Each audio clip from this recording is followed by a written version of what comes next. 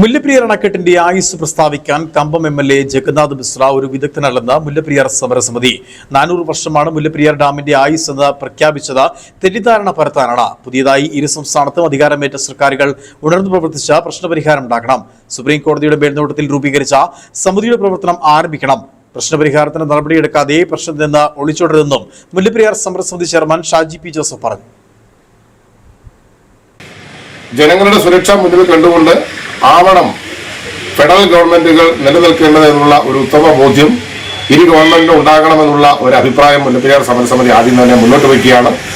ഇപ്പോൾ കമ്പത്ത് നിന്നും പുതിയതായി ജയിച്ചു വന്ന TVKയുടെ പ്രതിനിധിയായ ജഗന്നാഥ് മിശ്ര ഒരു പ്രസ്താവന നടത്തി. 400 വർഷത്തേക്ക് ഈ ഡാമിന് ഒന്നും സംഭവിക്കുകയില്ലായിരുന്നു. പെന്നിക്വിക്ക് നിർമ്മിച്ചിരിക്കുന്ന ഒരു നിർമ്മാണ പ്രവർത്തികളും അതിന്റെ കാലാവധി എന്ന് പറയുന്നത് ആയുസിന് മുകളിലാണ് എന്നുള്ള ഒരു പ്രഖ്യാപനം നടത്തി. എന്തായാലും കമ്പം MLA എന്ന നിലയിൽ, ജനപ്രതിനിധി എന്ന നിലയിൽ ആ ജനങ്ങളോടുള്ള കമ്മിറ്റ്മെന്റ് അദ്ദേഹം നടത്തി. എന്നാൽ അദ്ദേഹം ഈ വിഷയത്തെക്കുറിച്ചൊന്നും പ്രതിപാദിക്കുവാൻ ഒരു ടെക്നീഷ്യനോ എക്സ്പേർട്ടോ ഒന്നുമല്ല.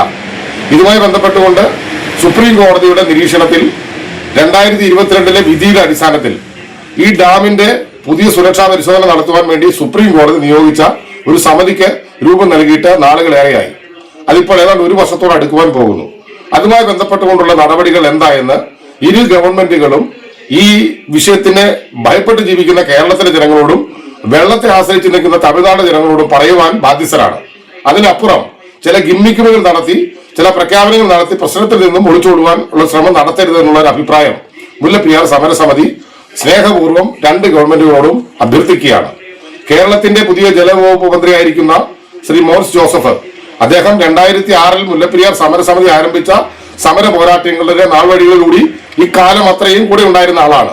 അദ്ദേഹത്തെയും ഇതൊന്നും കൂടുതൽ ബോധിപ്പിക്കേണ്ട കാര്യമില്ല.